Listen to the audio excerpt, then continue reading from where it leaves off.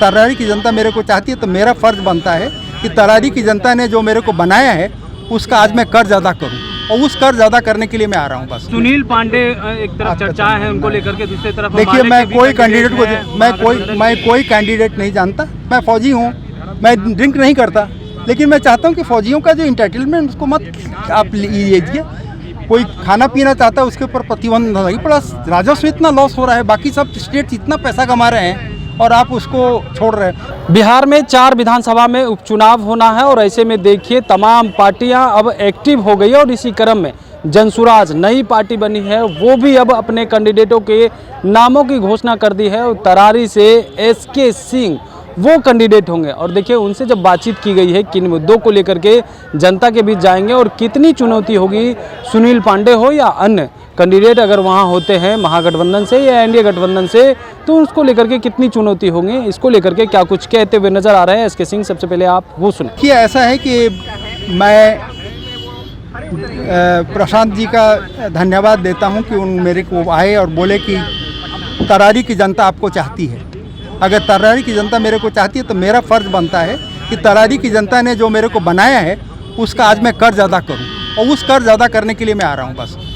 कितनी चुनौती होगी? एक तरफ महागठबंधन, बहुत, हर लड़ाई चुनौती होती है, जिंदगी की हर लड़ाई चुनौती होती है, उसी की तरह हम लड़ते रहेंगे और बाकी तो ऊपर वाले का हाथ। सुनील पांडे एक तरफ चर्चा है उनको लेकर के, दूसरी तरफ देखिए, मैं कोई कैंडिडेट नहीं जानता।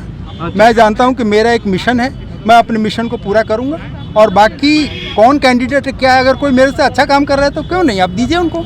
जनता को किस मुद्दा पे जाएंगे बीच में आप? सुधारने के लिए जो भी है, बहुत सी प्रॉब्लम्स हैं हमारे सोसाइटी में और इश्यूज जो हम डिस्कस करेंगे। जैसे इशू आपने अग्रवीर के बारे में पूछा, जैसे इशू आपने लिकर के बारे में पूछा। मैं फौजी हूँ, मैं ड्रिंक नहीं करता, लेकिन मैं चाहता हूँ कि फौजियों का जो इंटाइटलमेंट उसको मत आप लीजिए।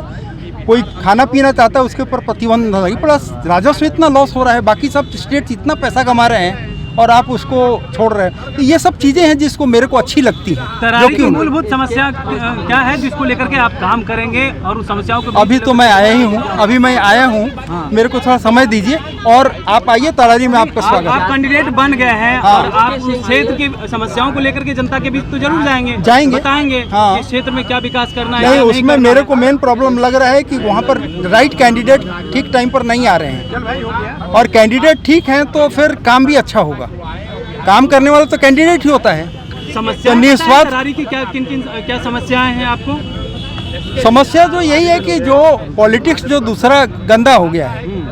लोग बोलते हैं कि बहुत गंदा पॉलिटिक्स है, लोग पैसा लेते हैं, ये करते हैं, वो करते हैं। हम जिंदगी भर आज तक किसी को एक नया पैसा नहीं लिए। 2 रूम के बेडरूम में रहते हैं, 2 ये में ना मेरे पास पटना में घर है ना मेरा आ रहा है, जबकि वाइस चीफ हम बन गए और मेरे एक फाइल पर 150 करोड़ साइन करने का पावर था तब भी। लेकिन जो रहना चाहता है इस वक्त सर रह सकता है। मैं चाहता हूँ बच्चों को बताऊँ, मेरा ये है कि मैं अपना एक्सपीरियंस, अब मैं वानप्रस्थ वाले इलाके में हूँ। वानप्रस्थ का क्या काम होता है?